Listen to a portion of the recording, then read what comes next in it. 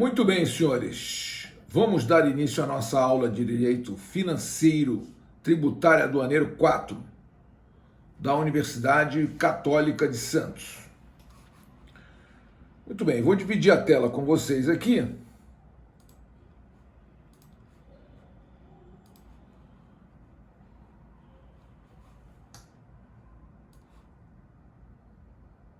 Hoje nós vamos falar do IPTU, Imposto sobre a Propriedade Predial e Territorial Urbana. Veja, o IPTU, né, esse imposto de competência dos municípios, ele tem sua base constitucional aqui no artigo 156 da Constituição, que diz que compete aos municípios instituir impostos sobre, inciso 1, propriedade predial e territorial urbana. Então, a base constitucional está no 156.1 da Constituição, que atribui, né, que delega competência aos municípios para instituir esse imposto, né? Muito bem. E o fato gerador do IPTU está no artigo 32 do Código Tributário Nacional, que diz que o imposto de competência dos municípios sobre a propriedade predial e territorial urbana tem como fato gerador a propriedade, o domínio útil ou a posse de bem imóvel por natureza ou por acessão física, como definido na lei civil, localizado na zona urbana do município. Muito bem. E o parágrafo 1º do artigo 32, ele diz: entende-se como zona urbana a definida em lei municipal, observado o requisito mínimo da existência de melhoramentos indicados em pelo menos 2 dos incisos seguintes, construídos ou mantidos pelo poder público. Inciso 1. Meio-fio ou calçamento com canalização de águas pluviais. Inciso 2. Abastecimento de água. Inciso 3. Sistema de esgotos sanitários. Inciso 4. Rede de iluminação pública, com ou sem posteamento para distribuição domiciliar. Inciso 5. Escola primária ou posto de saúde, a uma distância máxima de 3 quilômetros do imóvel considerado. E o parágrafo 2º do artigo 32, ele diz que a lei municipal pode considerar urbanas as áreas urbanizáveis ou de expansão urbana, constante de loteamentos aprovados pelos órgãos competentes, destinados à habitação, à indústria ou ao comércio, mesmo que localizado fora das zonas definidas nos termos do parágrafo anterior. Muito bem. Então, vejam, senhores, o IPTU é um imposto que você paga em função da propriedade predial ou territorial urbana. Todos aqueles que possuem imóvel na zona urbana de um determinado município devem pagar IPTU. Veja só, e a questão não é só a posse. Veja, o artigo 32 fala que o fato gerador é a propriedade, a posse ou o domínio útil. Muito bem. Disso assim parece simples, né? Se você tem a propriedade, se você tem a posse ou se você tem o domínio útil, você, de um imóvel urbano dentro de um determinado município, né? E a zona urbana de um município é fixada em lei municipal, que é o chamado plano diretor. Então, o plano diretor de todo município define o que é zona urbana e o que é zona rural. Os imóveis que estão na zona urbana pagam IPTU. Os imóveis que estão na zona rural pagam ITR, Imposto Territorial Rural.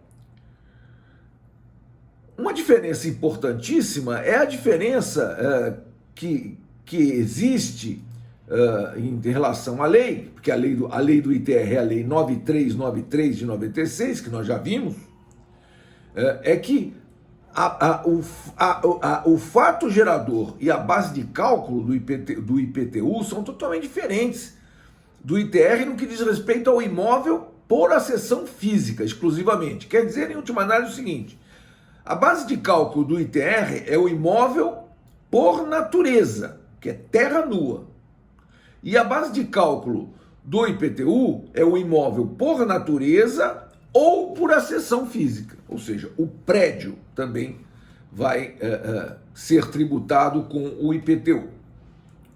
Muito bem. Enquanto o ITR só tributa a terra nua, tanto que a base de cálculo do ITR é o valor da terra nua tributável, independentemente de quais construções possam existir sobre esse imóvel. Muito bem. Qual é a base de cálculo do IPTU? Veja, a base de cálculo do IPTU, senhores, é o valor venal do imóvel, que está aqui no artigo 33 do Código Tributário Nacional, que diz que a base de cálculo do imposto é o valor venal do imóvel. Muito bem. E o parágrafo único diz que na determinação da base de cálculo não se considera o valor dos bens mantidos em caráter permanente ou temporário no imóvel para efeito de utilização, exploração, aformoseamento ou comodidade. Valor venal. O valor venal, senhores, é atribuído a cada imóvel do município, né, na planta genérica, uma lei municipal que se chama Planta Genérica de Valores. Essa Planta Genérica de Valores é uma lei que estabelece qual é o valor venal de cada imóvel situado na zona urbana de cada município do país. E aí sim, você vai fazer incidir a alíquota, que normalmente é 1%, sobre uma base de cálculo, que é o valor venal do imóvel. Então, aqui no município de Santos, por exemplo, a alíquota do IPTU é 1%. Então você tem que incidir a alíquota de 1% sobre uma base de cálculo que é o valor venal. Como é fixado o valor venal? Na planta genérica de valores. E como é que são fixados esses valores venais nesta lei municipal? Através de critérios técnicos de engenharia. Então é feito o levantamento, o município contém todos esses dados aí para dizer que o valor venal do seu imóvel é X. Muito bem. Então, a base de cálculo é o valor venal do imóvel. E contribuinte? Quem é contribuinte do IPTU, né?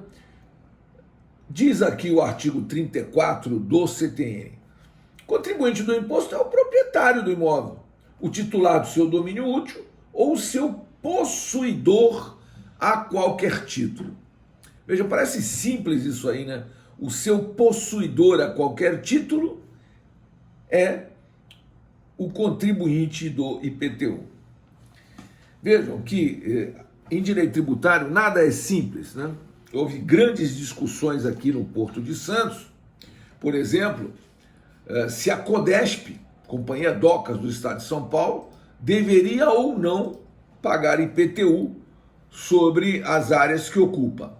E a Codesp venceu a discussão no Supremo Tribunal Federal.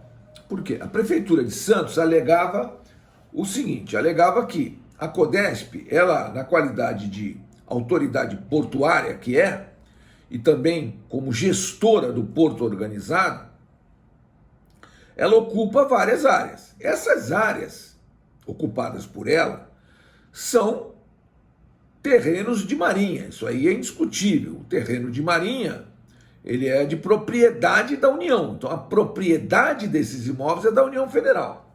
A Codesp é uma sociedade de economia mista, né? Cuja maioria do capital votante é da União. É uma empresa, é uma sociedade de economia mista, de capital, maioria do capital da União Federal. Mas é uma pessoa jurídica de direito privado. Muito bem.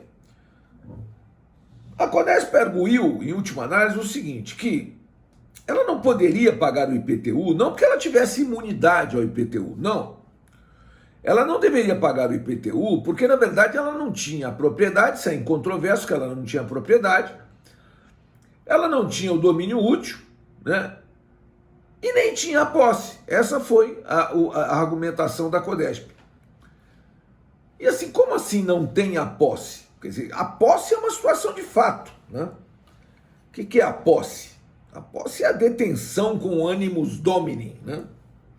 Bom, a Codesp alegou que era meramente uma detentora dessas áreas. Ela não tinha a posse, tinha a mera detenção.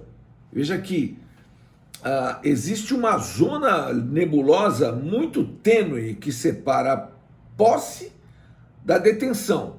Se você tirar uma fotografia de uma pessoa com um bem imóvel nas mãos, fica muito difícil você dizer se aquela pessoa é possuidora daquele bem ou ela é detentora daquele bem. Tudo vai depender de circunstâncias muito peculiares. Por exemplo, eu sempre falo do professor em sala de aula. O professor em sala de aula detém em seu poder um microfone. Para que ele utiliza aquele microfone? Para dar aula. Aquele microfone, a propriedade do microfone é da universidade. Todo mundo sabe disso. E a posse? Ele tem posse daquele microfone? Não tem. Ele tem mera detenção. Então, um professor em sala de aula, usando o microfone da universidade, ele é mero detentor.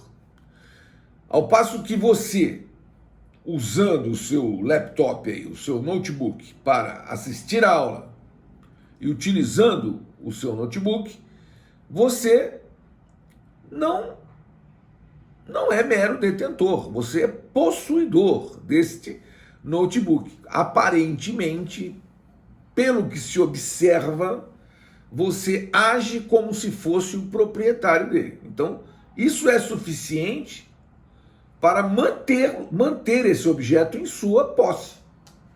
Por quê? Possuidor é aquele que detém a coisa, com animus domini, né?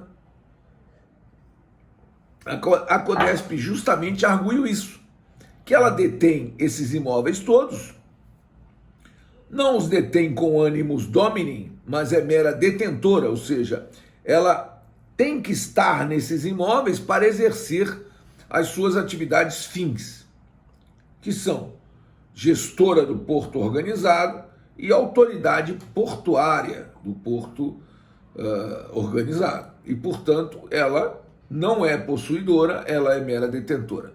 A Codesp perdeu na primeira instância, perdeu no tribunal, perdeu no STJ, o STJ não conheceu da discussão e ganhou no Supremo. E o Supremo deu ganho de causa para a Codesp. Não tem que pagar IPTU, não. A Codesp, agora os terminais, vejam só, os terminais portuários, os armazéns alfandegados do Porto de Santos, foram também a discussão. Não temos que pagar IPTU, porque esses imóveis aqui são imóveis pertencentes à União, são terrenos de marinha. E, portanto, se a União é a proprietária, a União ela tem imunidade, né, de IPTU. Mas essa discussão os terminais perderam, porque o que entendeu o Supremo? O Supremo entendeu que a União tem o domínio útil, mas esses terminais estão na posse, porque eles têm contratos de concessão. Esse contrato de concessão dá a eles a posse desses imóveis. Alguns, inclusive, são proprietários das benfeitorias, porque é terreno de marinha, mas eles têm a propriedade, eles têm escritura do imóvel. Então, senhores, sim, terminais portuários têm que pagar IPTU. Acabaram perdendo essa discussão e hoje existem dívidas milionárias que estão em negociação. A Codesp ganhou a discussão, os terminais perderam a discussão. Muito bem.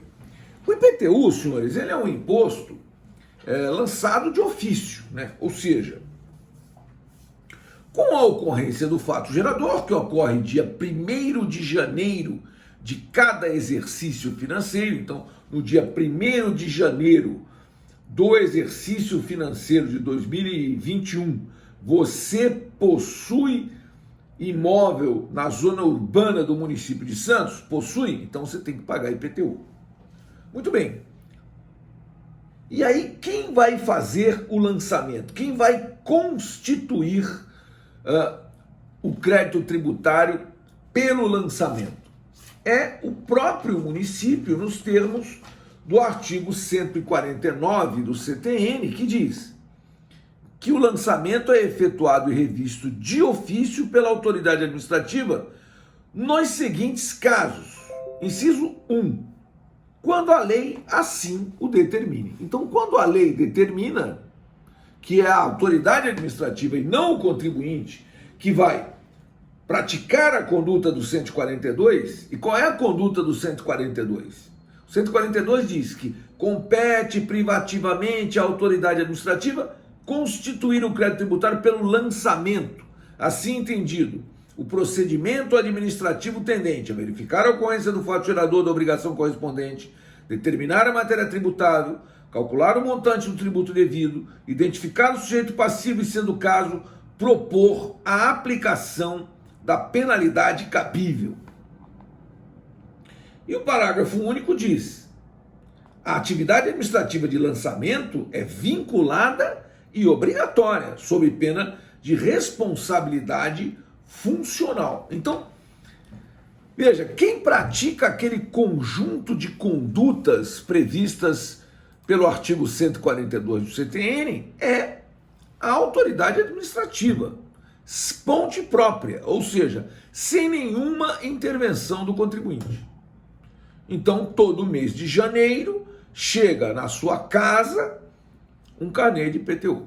Pode ser que Papai Noel talvez não chegue, mas o carnê de IPTU, senhores, certamente chegará. Então, você vai pagar 1%, que é a alíquota, sobre o valor venal do seu imóvel, que é o valor fixado pelo poder público unilateralmente, de acordo com a planta genérica de valores, que estabelece o valor venal de cada imóvel considerado nesse seu município. E aí você receberá o carnê.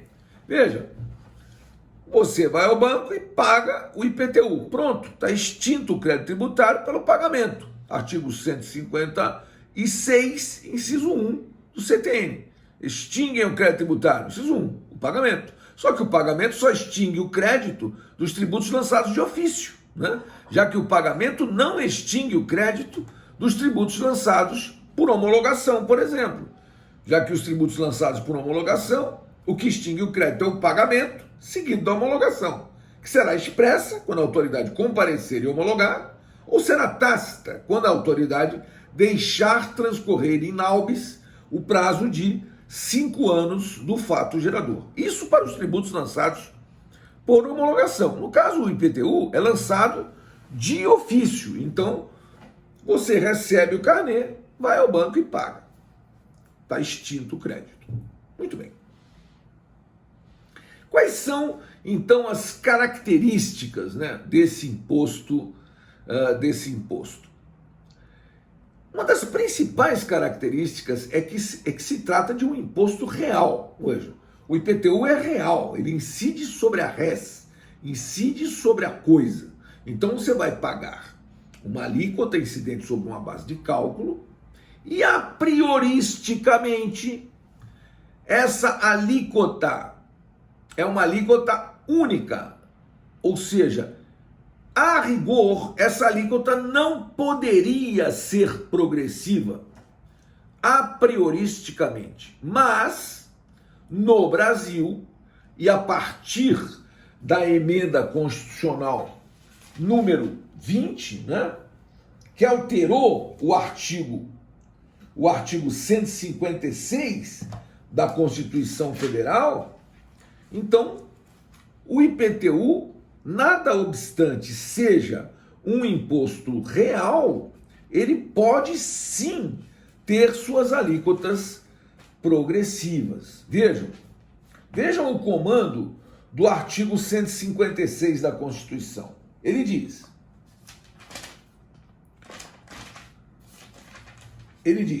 compete aos municípios instituir impostos sobre, inciso 1, propriedade predial e territorial urbana. Ótimo. Aí vem aqui o parágrafo 1º do artigo 156 e diz assim: sem prejuízo da progressividade no tempo a que se refere o artigo 182, parágrafo 4º, 2, o imposto previsto no inciso 1 poderá, inciso 1, ser progressivo em razão do valor do imóvel. E 2, ter alíquotas diferentes de acordo com a localização e o uso do imóvel. Vejam que esses dois incisos, eles foram inseridos, né, pela emenda número 29, que é do ano 2000. Vejam, senhores, a Constituição é de 88. A Constituição, em 88, não tinha o parágrafo 1º do artigo 156. E aí veio lá no ano 2000, né, veio a emenda 29, diz assim: não, o IPTU pode, veja, quase que a Constituição diz assim: nada obstante o IPTU seja um imposto real, ele pode ter alíquotas progressivas. O Supremo já tinha uma jurisprudência no sentido de que impostos reais, eles podem ter alíquotas progressivas desde que exista autorização constitucional, né? Aí nós tínhamos uma discussão imensa nos tribunais.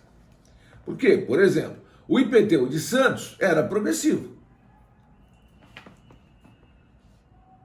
Só que ele era progressivo antes da emenda 29, que era o ano 2000. O IPTU de Santos foi progressivo do ano de 1992 até o ano de 1999. Era progressivo. E aí, quando chegou no ano 2000, deixou de ser. Olha só. Ou seja, então, não tem problema. A Constituição autoriza a progressividade do IPTU. Sim, mas ela autoriza, depois foi emendada, senhores. Isso era uma jurisprudência mais do que cinquentenária do Supremo Tribunal Federal, que uma lei, veja, quando uma Constituição se altera, ela recepciona a legislação que lhe é compatível e revoga a legislação que lhe é incompatível, mas vejam, senhores, a partir da emenda constitucional 29, e somente a partir da emenda 29, que é de setembro de 2000, é que houve autorização legal para a progressividade alíquota do IPTU. E anteriormente a isso, o IPTU podia ser progressivo? Claro que não. Claro que não. Então o que aconteceu? Aconteceu que isso terminou numa súmula, que a súmula é inconstitucional a lei municipal que tenha estabelecido, antes da emenda constitucional número 29 de 2000, alíquotas progressivas para o IPTU, salvo se destinada a assegurar o cumprimento da função social da propriedade urbana. Isso é outra coisa. Esse IPTU do 182 é o chamado IPTU punitivo, que na verdade nunca foi regulamentado. Veja o que diz o 182, parágrafo 4º da Constituição é o IPTU punição. Veja o que o legislador fez. Ele foi lá no parágrafo 4º do artigo 182. O artigo 182 trata da política urbana, né? Muito bem. Chega lá no parágrafo 4º, ele fala assim: é facultado ao poder público municipal, vírgula, mediante lei específica para a área incluída no plano diretor, exigir, nos termos da lei federal, que não existe, do proprietário do solo urbano não edificado, subutilizado ou não utilizado, que promova o seu adequado aproveitamento sob pena sucessivamente de 1. Parcelamento ou edificação compulsórios. 2. Imposto sobre a propriedade predial e territorial urbana progressivo no tempo. E 3. Desapropriação com pagamento mediante títulos da dívida pública, de emissão previamente aprovada pelo Senado Federal, com prazo de resgate de até 10 anos em parcelas anuais, iguais e sucessivas, assegurados o valor real da indenização e os juros legais. O que é esse parágrafo 4º, né, senhores, do artigo 182 da Constituição? É um IPTU punição para que a propriedade cumpra a sua função social, que é servir, né, as pessoas. Imagina você, se você tem lá um imóvel imenso e esse imóvel está lá, ninguém usa, você não aluga, você não constrói, você não faz nada.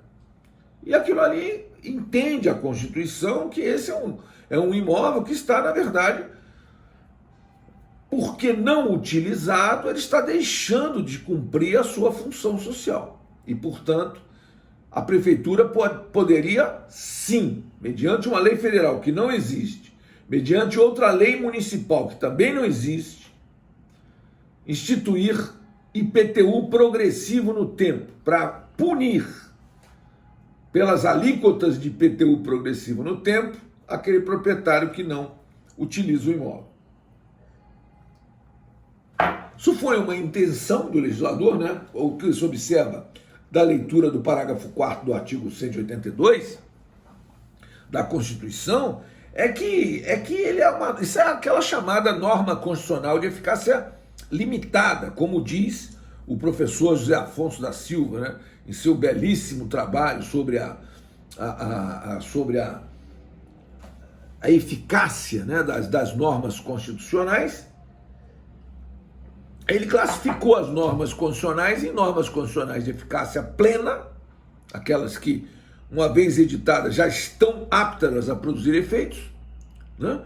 E eficácia contida, que é uma situação intermediária, que precisa de alguma regulamentação, mas não total, e a eficácia limitada. A norma constitucional de eficácia limitada é aquela norma que, se não for regulamentada, jamais poderá ser cumprida.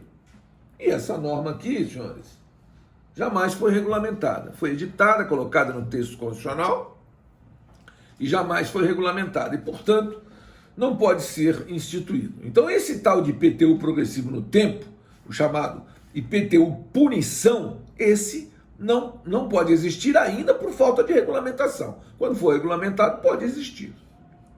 Agora, a alíquota progressiva do IPTU, autorizada pelo parágrafo 1º do artigo 156 da Constituição, esta pode existir, sim. Hoje existem muitos municípios que praticam alíquotas progressivas do IPTU. Então, isso já responde até a pergunta que está no Moodle, aí para os senhores responderem. O IPTU pode ter alíquotas progressivas? Veja, a resposta está até no próprio slide aí do PowerPoint. Muito bem. Então, além de ser um imposto real, o imposto sobre a propriedade predial e territorial urbana é um imposto direto, quer dizer, ele não repercute, ele é suportado por quem o paga. Ele é suportado pelo contribuinte, sem possibilidade de ser repassado a ninguém. Ou seja, ele não é repassado de um agente para outro agente numa cadeia econômica. Ele é suportado pelo contribuinte. Por isso ele é um imposto direto. E além de ser direto, ele é um imposto fiscal, com objetivo eminentemente arrecadatório. Então, o que significa dizer que esse imposto, por exemplo, não pode ter suas alíquotas alteradas por um simples decreto do Poder Executivo, como os 4 impostos extrafiscais podem, né? Imposto de importação, imposto de exportação, IPI e IOF. O IPTU não. O IPTU é um imposto fiscal, tem o objetivo de prover os cofres públicos de recursos financeiros necessários à implementação de suas atividades fins. Então, se paga de IPTU no Brasil é um valor muito alto. E todo mundo concorda, veja, que 1% ao mês, ao ano, 1% ao ano sobre o valor do seu imóvel não é pouca coisa, senhores. Quer dizer, o brasileiro que possui um imóvel, e mesmo o brasileiro que não possui um imóvel, acaba pagando, porque o indivíduo que paga aluguel, né, ele tem que pagar o IPTU também, porque o locador transfere o encargo do IPTU, né, para o locatário, e ele tem que pagar. Quer dizer, isso onera proprietários de imóveis e onera também não proprietários de imóveis, ou seja, de uma maneira geral, onera todos nós, né? Não há como fugir do ônus de pagar esses impostos aí.